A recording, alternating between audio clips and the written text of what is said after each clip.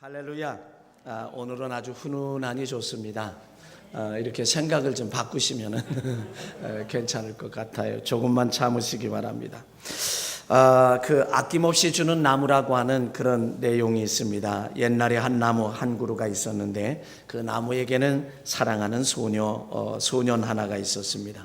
이 소년은 매일같이 나무에게로 와서 떨어지는 나뭇잎이 한 잎 두 잎 모아서 그걸 가지고 왕관을 만들고, 그리고 그것을 쓴 다음에 왕관을 만들어 쓰고 숲속에 왕자 노릇을 혼자서 합니다. 이 소년은 그리고 나무 줄기를 타고 올라가서 나뭇가지에 매달려 그네를 뛰기도 합니다. 그리고 사과도 따먹곤 합니다. 숨바꼭질도 하기도 합니다. 그러다가 피곤하면 그 소년은 나무 그늘에서 단잠을 자기도 합니다. 소년은 나무를 무척 사랑했고 나무도 행복했습니다. 시간이 흘러 이 소년은 점점점 나이가 들어갔습니다. 그래서 나무는 홀로 있을 때가 많았습니다.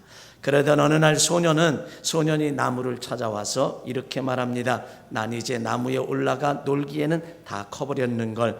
난 물건을 사고 싶어. 신나게 놀고 싶단 말이야. 그런데 돈이 없어. 돈이 필요하네. 내게 돈 좀 줄 수 없겠니? 라고 나무에게 말했습니다. 나무는 미안하지만 내게 돈이 없는데 라고 말하면서 사과를 따다가 열매를 따다가 도해지에서 팔라고 했습니다. 그래서 이 소년은 나무에 올라가서 사과 열매를 따서 가지고 가버렸습니다. 그래도 나무는 행복했습니다. 그리고 떠나간 소년은 오랜 세월이 지나도록 돌아오지 않았고, 그래서 나무는 슬펐습니다. 그러던 어느 날 소년이 돌아왔습니다. 아내와 어린아이들을 위해 집이 필요하다고 말했습니다. 나무는 자기를 베어서 집을 지으라고 했고, 그래서 이 소년은 나무를 베어다가 자기의 아내와 어린아이들이 함께 지낼 수 있는 집을 지었습니다. 그래서 나무는 행복했습니다. 그러나 떠나간 소년은 오랜 세월이 지나도록 돌아오지 않았습니다. 그러다가 그가 돌아오자 나무는 하도 기뻐서 거의 말할 수가 없었습니다. 난 너무 나이가 들고 비참해서 놀 수가 없어. 소년이 이렇게 말하자 난 여기서부터 나를 먼 곳까지 데려갈 줄 수 있는 배 한 척이 필요하다고 말했습니다. 나무는 자기 줄기를 베어 배를 만들라고 했고, 소년은 그렇게 하고는 멀리 배를 만들어 떠나버렸습니다. 그리고 오랜 세월이 지난 뒤에 소년이 다시 돌아왔습니다. 얘야, 미안하다. 이제는 너에게 줄 것이 아무것도 없구나. 사과도 없어. 그러니까 나무가 그렇게 말하니까 이 늙은 소년이 이렇게 말합니다. 난 이가 나빠서 사과를 먹을 수가 없어. 이렇게 대답을 합니다. 내게는 이제 가지도 없으니 내가 그네를 뛸 수도 없네. 그러니까 내게는 이제 매달려서 그네를 뛰기에는 난 이제 너무 늙었어. 그러니까 내게는 줄기마저 없으니 내가 타고 놀 수도 없네.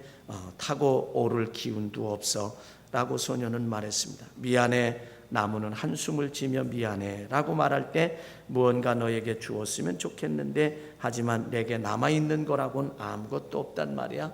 다만 늙어버린 나무 밑둥뿐이야. 미안해. 이제 내게 필요한 건 별로 없어. 소년은 이렇게 이제 내게 필요한 건 별로 없어. 그저 앉아서 쉴 조용한 곳이 있으면 좋겠어. 난 몹시 피곤해. 소년이 말했습니다. 그래. 나무는 안간힘을 다해 굽은 몸뚱이를 펴면서 말했습니다. 자, 여기 앉아서 쉬기에는 늙은 나무 밑둥 그만이야. 얘야 이리 와서 앉아 있으렴. 앉아 쉬도록 해. 소년은 시키는 대로 했습니다. 그래도 나무는 행복했습니다. 라고 하는 그런 이야기입니다. 아낌없이 주는 나무에 대한 글의 핵심은 뭐냐면, 나무가 이 소년에게 아낌없이 줄 때에 주는 나무가 행복했다라고 하는 그런 이야기입니다. 받는 사람보다는 주는 사람이 행복했다. 저는 이 아낌없이 주는 나무에 대한 이 해석을 다른 시각에서 좀 생각해보고 다른 시각으로 좀 해석해 보려고 합니다. 한 사람이 나무를 심었습니다.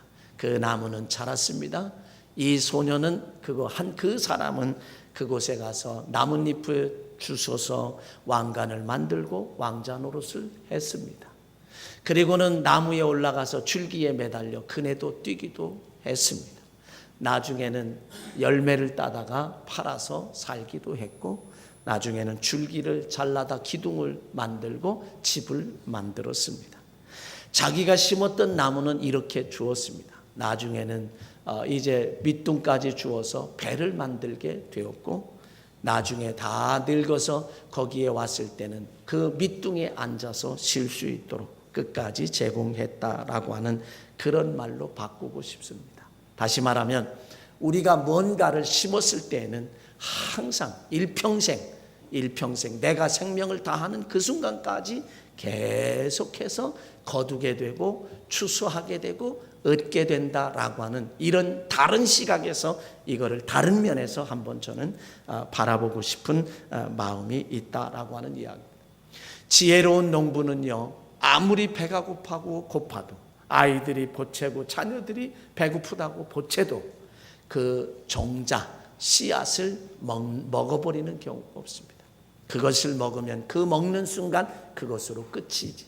그러나 그가 참고 그 배고픔을 견디고 씨를 뿌렸을 때에는 성경에 말한 대로 최소한 30배, 60배, 100배의 결실을 해서 잠시 동안의 고통을 참고 잠시 동안의 배고픔을 참고 잠시 동안의 아픔을 참았을 때에는 그가 많은 수확을 통해서 오랫동안 그것으로 살아가는데 어려움이 없다는 거죠. 이게 바로 그래서 심는 것이 씨 뿌리는 것이 사는 길이고 축복의 길이고 행복할 수 있는 길이다라고 하는 사실을 우리는 기억을 합니다. 오늘 본문에 있는 말씀에 보면 반드시 심판이 있다라고 말합니다. 이제 심판이 있는데 그때에 심판이 있어서 오른편에 양과 왼편에 염소를 구분해 놓고 오른편에 있는 양들에게 말하기를 복받을 자들이여 창세로부터 너희들을 위하여 예비된 하늘나라를 상속하라고 말하고 왼편에 있는 자들에게 저주받을 자들이여 저 지옥불에서 영원히 고통을 당할 것이라고 하며 천국과 지옥에 대한 그런 심판을 이야기해요. 양이 되느냐 염소가 되느냐 염소가 되느냐 양이 되느냐. 그래서 성경은 딱 이것이냐 저것이냐 두 가지밖에 없어요. 옳다 그르다. 그래서 성경에 옳다 아니라 이에서 지나는 것은 악으로 쫓아난다. 그러니까 옳은 것이면 옳은 것, 이제 그른 것이면 그른 것이지. 예수면 예수고 노면 노지. 중용이라고 하는 중국의 이제 우리에게 아주 중용을 굉장히 중시하는데 중용이라고 하는 것을 성경에서는 인정하지도 않고 중용이라고 하는 것, 이에서 지나는 것은 악이라고 표현을 합니다. 그래서 악이든 선이든이지 중간이 없다는 거죠. 중간이 없다라고 하는 그런 사실. 그래서 성경은 중간을 인정하지 않는다라고 하는 이 사실을 우리는 기억합니다. 그래서 선이든 악이든 염소든 양이든 의인이든 죄인이든 검든 희든 이런 것이 중간이 없다라고 그렇게 말을 하고 있습니다. 그런데 반드시 심판이 있게 되는데 그 심판 속에서 그 심판의 기준은 뭐냐? 이 땅에서 어떻게 살았느냐? 이 땅에서 어떻게 살았느냐가 그 심판의 기준이다라고 하는 그 사실도 우리에게 말해줍니다. 자, 오늘 본문에서 심는다는 것은 도대체 무엇을 의미하는가 하는 그런 사실들을 저는 좀 생각해 볼 수 있어요. 그래서 오른편에 있는 사람들에게 뭐라고 했는가? 지극히 작은 자 하나에게 한 것이고 나에게 한 것. 그 심은 것이 지극히 작은 자에게 심었을 때에 그들은 오른편에 양으로 구분됐고 복받을 자들이요 라고 말하며 장세로부터 너희를 위하여 예비된 나라를 상속하라. 천국을 상속하라고 하는 그런 축복을 받았습니다. 자, 그렇다고 하면 여기에서 보면 심는다라고 하는 의미를 찾아볼 수 있어요. 무엇을 심었는가? 지극히 작은 자 하나에게 한 것이고 나에게 한 것이다. 예수님께 한 것이다 라고 하는 그런 표현을 쓰는데 35절부터 보면은 이렇게 말합니다. 내가 줄일 때 너희가 먹을 것 주었다. 목마를 때에 마시게 했다. 나그네 되었을 때에 영접했다. 그 다음에 헐벗었을 때 옷을 입혔다. 병들었을 때 돌아보았다. 옥에 갇혔을 때에 와서 보았느니라. 이것이 바로 심는 것. 그러니까 줄이는 사람을 그냥 넘기지 않고 목마른 사람, 나그네 된 사람, 헐벗은 사람, 병들은 사람, 옥에 갇힌 사람들을 그냥 넘기지 않았다는 거죠. 그들을 도왔다는 거죠. 돌봐줬다는 거예요.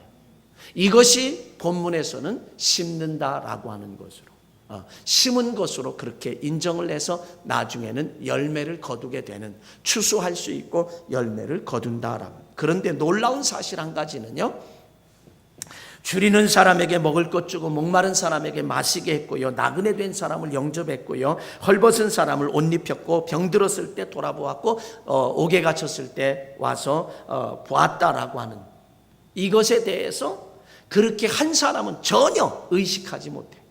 그거를 내가 언제 그랬느냐는 거예요. 의식을 하지 못해. 그냥 그걸 평범하게 그저 의도적으로 한 것이 아니라 그의 삶의 생활이, 그 삶이 그렇게 됐다라고 하는 거예요.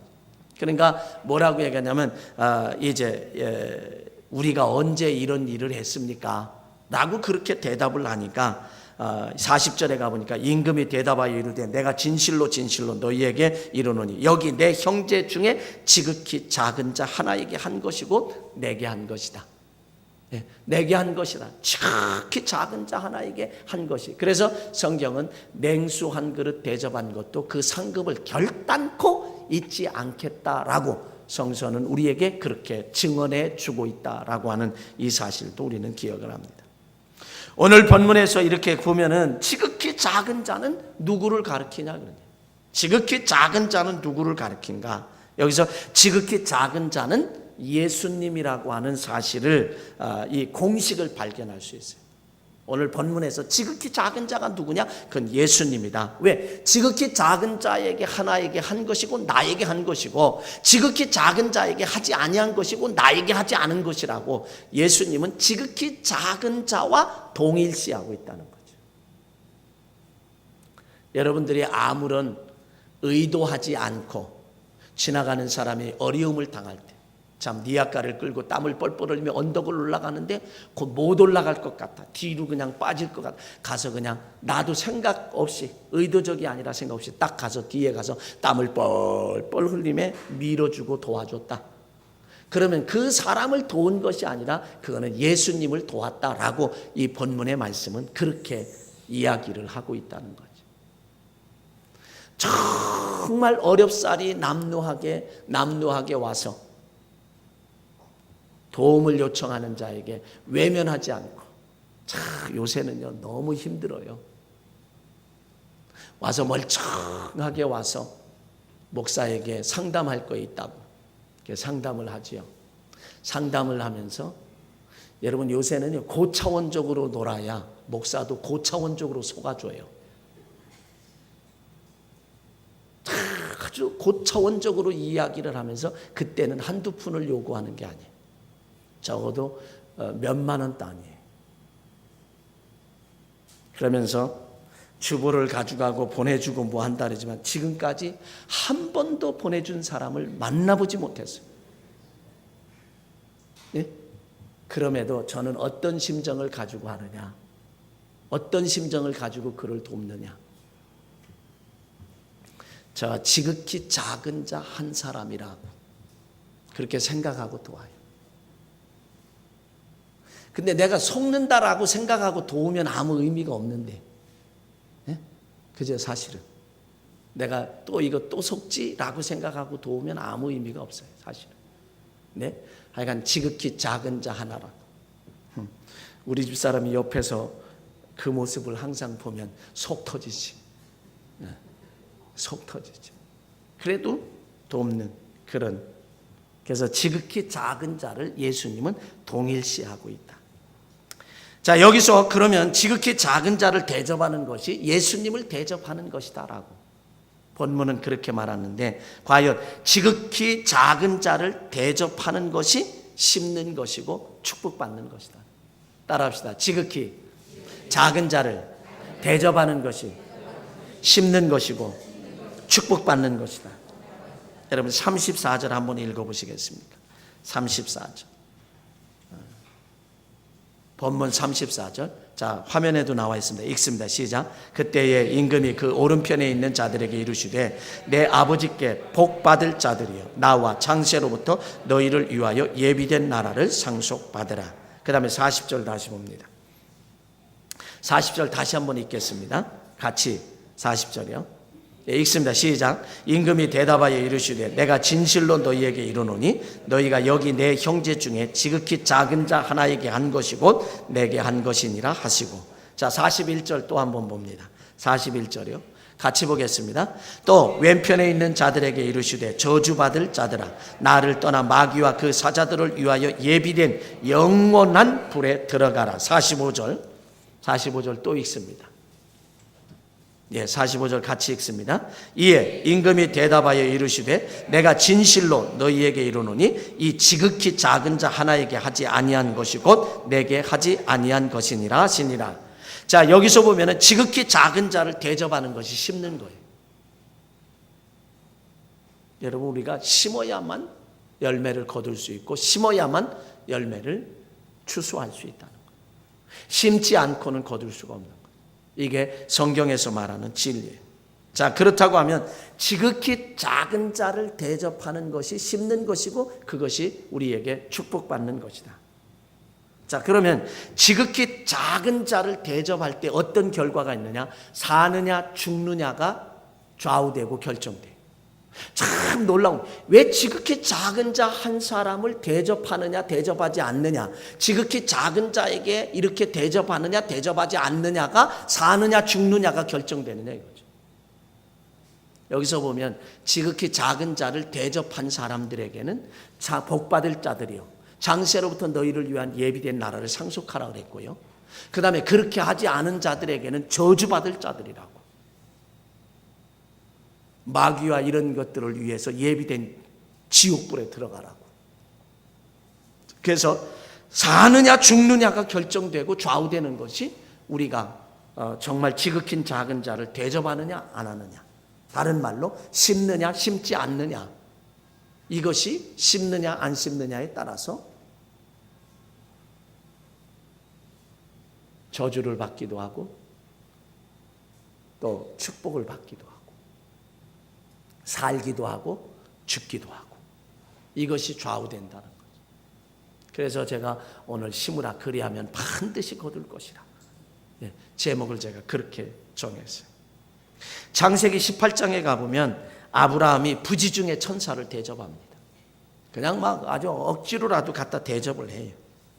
천사를 부지 중에 대접하니까 천사가 뭐라고 했냐면 그의 후사, 너에게 아들을 약속받았고 소돔 고모라 성이 멸망할 것이라는 하나님의 계획도 그에게 알려주고 있습니다. 또 창세기 19장에 가보면 롯도, 아브라함의 조카인 롯이 그 성문의 곁에 앉아 있다가 천사가 지나가는 모습을 보고 그리고 그를 자기 집에 모시고 가서 대접을 합니다. 천사죠. 천사를 대접. 그럴 때 소돔 고모라 성이 멸망을 할 때에 완전히 그냥 뭐 흔적도 없이 사라질 때 이 롯의 가족은 다 천사를 통해 구출함을 받고 나머지는 거기서 다 전멸하다시피 다 죽게 되는 것이 창세기 19장에 나타나는 내용이에요. 그러니까 우리가 대접하느냐 안 하느냐, 이게 극단적으로 대접하느냐 안 하느냐, 지극히 작은 자를 대접하느냐 하지 않느냐에 따라서 살기도 하고 죽기도 한다는 거예요. 아브라함의 조카 롯을 볼 때 소돔 고모라 성이 멸망해서 다 죽어갔는데 그 가족은 살게 됐다는 거죠. 그것도 부지 중에 대접했을 때.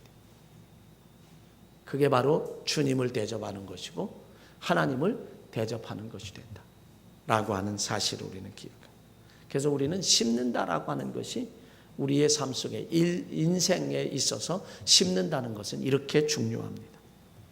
그 다음에 지극히 작은 자를 대접하는 것, 다른 말로 심는 것은 물질의 풍성한 축복을 받게 됩니다. 열왕기상 17장에 가보면 여러분들에게 지금 세 주째 계속 이 말씀을 합니다. 사르밧 과부가 엘리야 선지자에게 3년 6개월 동안 비가 오지 않는 가뭄 속에서 물 한 대접을 달라고 할 때 두말하지 않고 물을 가지러 가니 잠깐 나에게 떡 한 덩이를 가져다 다오. 사르밧 여인이 말합니다. 내가 여호와의 사심을 가리켜 맹세하는데 나에겐 떡이 없습니다. 가루통에 가루 한 움큼이 있고 기름병에 기름 조금 있는데 나뭇가지 두엇을 주워다가 마지막으로 떡을 만들어 먹고 죽을 날 기다려야 됩니다. 그랬더니 엘리야 선지자가 하는 말이 먼저 나를 위해서 떡을 만들고 그 후에 너와 내 자녀를 위해서 자식을 위해서 떡. 아니 자기를 위해서 떡을 만들고 나면 만들 게 없는데 분명히 그렇게 말합니다. 또 자신 있게 말하기를 여호와 하나님께서 나에게 말씀하셨다. 내가 나를 위해서 먼저 떡을 만들면 너 그 가루통에 가루가 다하지 않고 기름병에 기름이 다하지 않을 거라. 그럴 때 그 마지막 음식을 하나님의 사람인 엘리야 선지자를 위해서 대접을 합니다. 자, 오늘 이 시간 현대 21세기 최첨단 과학의 시대를 살아가는 오늘의 시대에 이런 현상이 벌어졌다라고 하면 아마 욕을 바가지로 했을 거예요. 벼룩이 간을 빼먹지. 아마 주의 종이고 아마 눈에 보이는 게 없을 거예요. 내 눈에 아무것도 안 보일 거예요. 지금 생각이 있는 사람이냐 상식이 있는 사람이냐 지금 이게 사람이냐라고 막 난리치고 난리 났을 겁니다. 그런데 아마도 이 사르밧 여인은 그대로 순종을 해요. 그럴 때에 비가 와서 곡식이 자라고 열매를 주어서 추수하고 그리고 먹을 것이 생길 때까지 먹는 것이 해결될 때까지 가루통에 가루가 다하지 않고 없어지지 않고 기름병에 기름이 없어지지 않고 끝까지 사는 기적의 역사가 나타났다. 이게 바로 대접하는 자에게 주어진 축복이 여기에서 나타난다는 거예요. 그래서 지극히 작은 자를 대접할 때 이것은 심는 것이고 축복을 받고 사느냐 죽느냐가 좌우되고 물질의 풍성한 축복을 받게 된다는 거죠. 룻기서 3장 1절에 가보면 이런 말씀이 있어요. 룻이 시어머니 나오미가 그에게 이르되 내 딸아 내가 너를 위하여 안식할 곳을 구하여 너를 복되게 하여야 하지 않겠느냐. 사실은 이 룻의 입장 젊은 룻의 입장에서 보면은 시어머니가 짐덩어리예요. 아무런 도움을 줄 수 없어요. 이 룻은 며느리로서 더군다나 다른 나라 사람 모압 사람이니까 이스라엘에 왔으니까 다른 나라 사람 아니에요. 그 시어머니를 그저 끝까지 자기에게 그저 짐이 될 뿐이지 도움이 될 뿐은 전혀 아니에요. 객관적으로 볼 때. 그런데도 와서 이삭을 주워가면서 남의 밭에 가서 추수하면 이삭을 주워가면서 그리고 그 시어머니 희망도 없고 소망도 없는 시어머니를 그저 잘 먹여드리고 따뜻한 밥해서 먹여드리고 지극정성으로 대접을 하며 섬깁니다. 효성을 다하죠. 그럴 때에 룻기서 3장 1절에서 하는 말이 바로 그런 얘기예요. 이제 시어머니 나오미가 며느리에게 말합니다. 야, 너도 행복을 누리며 살 보금자리가 있어야 되겠구나. 내가 그것을 마련해 주마. 내가 그것을 마련해 주겠다는 거예요. 그리고서는 유력한 자 보아스. 추수할 때에 그의 쌓아놓은 거기에 가서 보아스가 눕거들라. 너는 그 발치에 가서 누웠다. 그리고 날이 밝기 전에 만나고서 돌아오너라고. 그래서 그 유력한 자 보아스를 와 결혼을 시켜서 한 가정을 이루게 해줘. 이건 놀라운 축복이죠. 희망이 없는 것 같은 시어머니, 소망도 없고요. 오히려 짐만 될 것 같았던 그런 분을 잘 섬겼더니 그렇게 심었더니 자기의 평생에 정말 예수 그리스도의 족보에까지 오르는 그 가문에서 메시아가 탄생되는 그런 역사를 이루었다. 그래서 이 대접이라고 하는 것이 참 헛되지 않는다라고 하는 이런 사실들을 우리는 그래서 이렇게 시어머니를 섬길 때 최고의 복을 받았습니다. 여기서 지극히 작은 자는 누구일까? 우리의 모든 사람이 다 지극히 작은 사람. 거기엔 여러분들도 포함이 되고 거기에는 주의 종도 포함이 됩니다. 네? 주의 종도 지극히 작은 자이고 여러분들도 지극히 작은 자. 그러니까 이 세상에 존재하는 모든 사람들을 저와 여러분들은 대접을 하며 사는 그런 삶을 살아야 된다는 거죠. 근데 여기서 하나 생각해 보면 먼저 주의 종을 대접하는 것이 바로 예수님을 대접하는 것이다 라고 생각할 때 주의 종을 대접하는 게 뭘까? 여러분 주의 종을 대접하는 게 뭘까? 히브리서 13장 17절에 가보면 너희를 인도하는 자들에게 순종하고 복종하라. 그들은 너희의 영혼을 위하여 경성하기를 자신들이 청산할 자인 것 같지 않으니라. 그들로 하여금 너희를 인도하는 자들로 하여금 즐거움으로 이것을 하게 하고 근심으로 하게 하지 말라. 그렇지 않으면 너희에게 유익이 없느니라. 주의 종으로 하여금 목회를 하되 기쁨과 즐거움으로 목회할 수 있도록 하라는 거예요. 그것이 대접하는 것이라는 거예요. 그러면 주의 종이 기뻐하고 즐거워하는 것이 뭘까? 다른 분들은 모르는데 제가 기뻐하고 즐거워하는 것은 여러분들의 영적 생활에 성공하는 것입니다. 여러분들의 영적 삶의 성공자가 되는 거예요.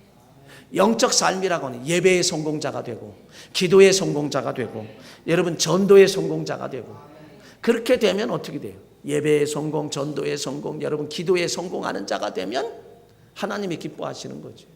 하나님이 기뻐하시면 하나님이 함께 하신다는 거예요. 하나님이 함께 하시면 최고의 축복 아니에요. 하나님이 함께 할 때 모든 것 다 이루어지고 된다는 거 아니겠어요? 그 축복을 우리에게 말씀해요. 그러니까 주의 종을 지극히 작은 자 주의 종을 대접하는 그것이 여러분들이 영적으로 신앙생활 잘하는 거란 말이죠. 한마디로 신앙생활 잘하고 예배에 꼬박꼬박 참석하고 기도 잘하고 예배 참석 잘하고 그렇게 할 때에 그게 바로 여러분들이 영적 생활의 승리라 이런 얘기죠. 영적 삶의 승리를 이루어지면 그게 주의 종이 기쁘다는 거죠. 근데 그러면 여러분들은 하나님이 함께하는 복을 받아서 최고의 복을 받아 형통한 삶이 여러분의 삶 속에 이어진다라고 하는 이런 사실. 그래서 마태복음 6장 33절에 너희는 먼저 그의 나라와 그의 의를 구하라. 그리하면 이 모든 것을 너에게 더하시리라 말씀. 요한 3서 2절에 가보면 내 영혼이 잘된 같이 범사가 잘되고 강건하기를 원하노라고 축복의 말씀이 있어요. 영혼이 잘되는 것이 바로 영적 삶에 승리하는 것이에요. 먼저 그 나라 그의 의를 구하는 것이 영적 삶의 승리를 가져다 준다는 거예요. 주의 종이 기뻐하는 것은 또 하나는 뭐냐면 육적인 생활에 잘 사는 것이고 부자 되는 거예요. 여러분들이 잘 되는 것 보면은 저는 얼마나 기쁜지 몰라요. 예? 여러분들이 잘 된다는 소식을 들으면 얼마나 기쁜지 몰라요. 근데 잘 되는 것에 대해서 목사에게 말을 하지 않는 건 왜 그러는지 몰라요. 달라 그릴까 봐 그러나 봐. 잘 되는 건 즉각 좋은 소식은 막 빨리 얘기해 줘야 돼요. 어떤 때 우리 집 사람이 옆에서 그런 소식을 제가 전화를 받거나 문자를 받고 이럴 때 기뻐하고 이러는 거 보면요. 우리 집 사람 저 사람 이게 이렇게 됐나 이럴 정도. 얼마나 기쁜지 몰라요. 여러분들이 잘 되는 것이 그렇게 기뻐요. 얼마나 기쁘고 좋은지 몰라요. 바로 그거예요. 부자로 사는 것. 여러분들이 집을 장만하고 사업이 잘 되고 자녀들이 잘 되고 자녀들이 잘 되는 길이 활짝 열리고 건강하고 재밌고 즐겁게 신나게 사는 것 이런 것들을 보면 얼마나 기쁜지 몰라요. 하나는 영적인 삶의 승리자가 되고 하나는 육적인 삶의 승리자가 돼요. 여러분들이요 비실하게 살면요 목사는요 아주 얼굴에 오만상이 비실 찌그러져요. 잘 사시기 바랍니다. 부자로 살길 바랍니다. 돈 많이 벌고요 마음껏 주며 살고요 베풀며 사시고요 그래도 남고요 그런 축복을 받으며 살고 이게 바로 주의 종을 기쁘게 하는 거예요. 다른 거 없습니다. 주의 종을 기쁘게 하는 것이 곧 하나님께서 기뻐하시고 하나님이 함께 하시는 축복, 최고의 축복이 우리에게 있다. 그러면 지극히 작은 자 곧 예수님을 대접하고 엄청난 축복을 우리는 받아야 할 줄로 믿습니다. 여기서 지극히 작은 자는요 가난한 자예요.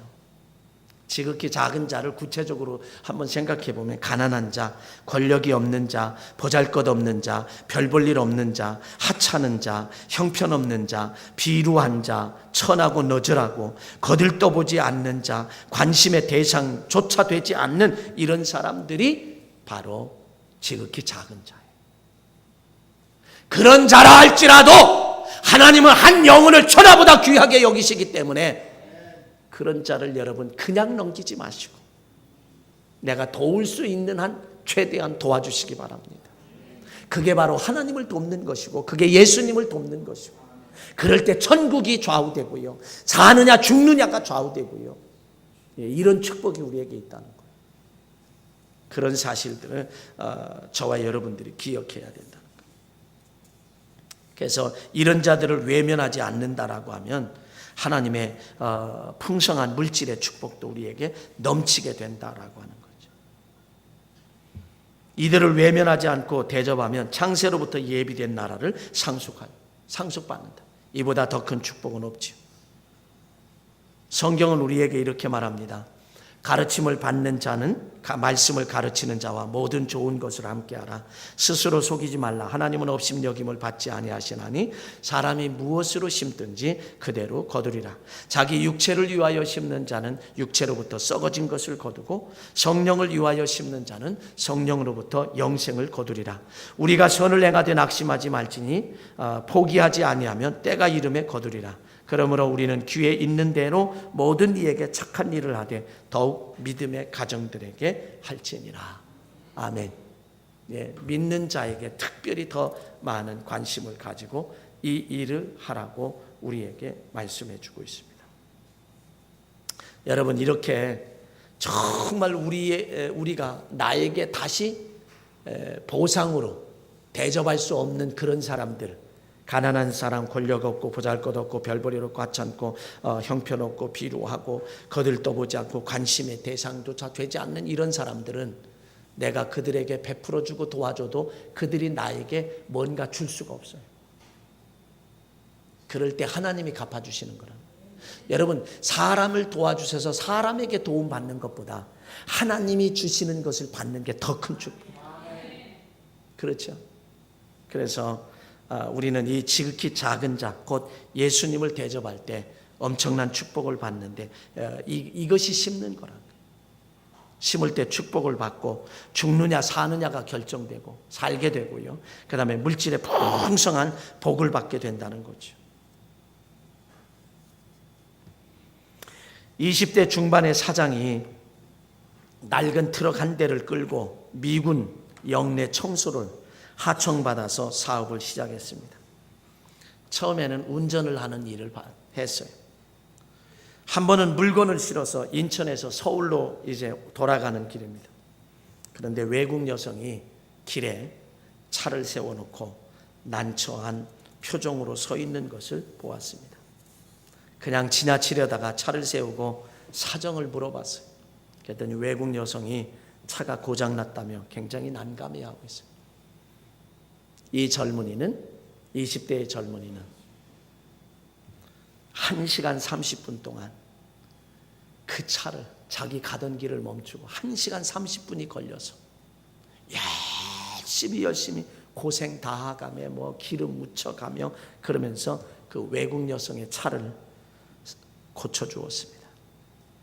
그랬더니 오늘날 같으면 그저 뭐 금방 그냥 SOS 하면 금방 달려오잖아요. 이게 몇 년도인지 여러분 기억하실지 모르겠어요. 그랬더니 차를 고생해서 고쳐줬더니 그 외국 여성이 고맙다고 하면서 상당한 금액을 내놓았습니다. 이 젊은이는 받지 않았습니다. 내가 이렇게 도와주는 것에 대해서 그냥 도와준 거 순수한 마음으로 도와준 거지 돈 받으려고 도와준 게 아니라는 거예요. 그랬더니 이 외국 여성이 자꾸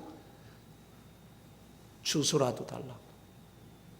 그래서 주소를 적어주었습니다. 다음 날 그 외국 여성은 남편과 함께 자기를 주소지로 찾아왔어요. 그 남편이 바로 미 8군 사령관의 아내였던 것입니다. 그러니까 그 여성이 미 8군 사령관의 부인이었어요. 그래서 주소를 들고 사령관이 직접 자기 아내와 함께. 근데 이 젊은이는 뭐 한 사람이냐면 미 8군에서 나오는 이 고물 이거 드러나르는 그 일을 하고 있는, 하청을 받아서 하고 있는 그런 운전 기사에 불과했다는 거죠. 와서 뭔가 도와주려고 그저 돈을 주려고 애썼지만 명분 없는 돈을 내가 받을 수가 없다고. 끝까지 우리 대한민국 사람들은 도와준 것에 대해서 이렇게 도움을 받는 게 아니라 명분이 있어야 내가 도움을 받지 이거 돈을 받을 수가 없노라고. 그랬더니 이제 사령관이 뭐라 그랬냐면 명분 있게 도와주는 방법이 뭐냐? 그렇게 그에게 또 물었어요. 그랬더니 나는 운전사입니다. 그러니 미 8군에서 나오는 폐차를 내게 주시면 그것을 인수해서 수리하고 그것으로 사업을 하겠소. 폐차를 인수할 수 있는 권리를 나에게 주십시오. 근데 사령관으로서는 그거 아무것도 법에도 어긋나는 것도 아니고 그러니까 그거 주는 건 아무것도 아니죠. 그래서 이 젊은이에게 그 폐차를 인수할 수 있는 권한을 주었다라고 합니다. 그래서 그는 이제 고물로 처리되는 폐차를 주는 일이 어려운 일이 아니고 특혜도 아니고 부탁은 특혜도 아니기 때문에 그렇게 해서 그 젊은이는 그 일을 시작을 하면서 오늘의 대한항공을 이루었다는 거죠. 대한항공이 그래서 이루어져. 작은 그냥 지나칠 수도 있는데 어려움을 당하고 있는 사람, 자기의 땀을 뻘뻘 흘리면서 1시간 30분 투자해서 고쳐준 그것이 오늘의 대한항공을 이루었고 한진그룹을 이루었다. 여러분, 심는 것은요 하나도 헛된 게 없어요. 심었는데 못 알아준다고 막 섭섭해하지 마세요. 내가 베풀어 줬는데 나를 알아주지도 않는다고 섭섭해하지 마세요. 서운해하지 마세요. 하나님이 갚아주십니다. 다음은 맥주 감사절인데요. 여러분, 광고 드릴 때 제가 늘 말씀드리는 게 있어요. 형식적으로 하지 마시고요. 때움식으로 그냥 지나가지 마세요. 하나님께서 마음에 딱 액수를 정해주세요. 어떤 사람은 고액일 수도 있어요. 어떤 사람은 적은 액수도 있어요. 근데 대체적으로 보면 고액이 딱 결정이 됐다가 월요일 지나고 화요일 지나고 수요일 지나면 점점 액수가 떨어져요. 이게 통상적으로 거의 90%는 다 이래. 근데 처음에 딱 적은 액수가 정해졌다가 시간이 가면서 좀 많아지는 사람은 정말 드뭅니다. 정말 드물어요. 이거는 남 얘기가 아니라 내 얘기예요. 내 얘기가 달라져요. 그런데 여러분, 처음에 딱 하나님의 주시는 그 마음의 액수는요, 나에게 부담스러워요. 부담스럽다 할지라도 그 액수를 하시기 바랍니다. 그럴 때에 여러분에게 축복이 주어진다는 거예요. 어느 집사님의 간증을 간단하게 지나가게 하는 간증을 들어요. 어느 부활절의 절기가 됐는데 똑같은 거예요. 지금처럼 제가 말할 때 하나님이 액수를 탁 주셨어요. 근데 형편과 처지를 생각해보고 나중에 부활절을 다가왔을 때는 액수가 완전히 줄어서 하나님 앞에 했어요. 누가 아는 것도 아니에요. 아무도 아는 사람 없어요. 나중에 하나님께서 회개를 시키면서 나머지 하라 그러더래요. 나머지 하라 그러더래요. 정말 우리는 형식이 아닌 하나님의 기뻐하실 만한 그런 예물을 드려야 된다는 거예요. 그래서 우리가 심으면 심으라 그리하면 반드시 거둘 것이다라고 하는, 젊은이가 1시간 30분을 심었을 때에 오늘의 한진그룹 대한항공이 이루어진 것처럼 반드시 헛되지 않고 하나님께서 30배, 60배, 100배, 1000배, 만배, 7만 배로 갚아주시는 축복의 역사가 임할 줄로 믿습니다. 이런 축복이 여러분 삶 속에 넘쳐지시길 주의 이름으로 간절히 축원합니다.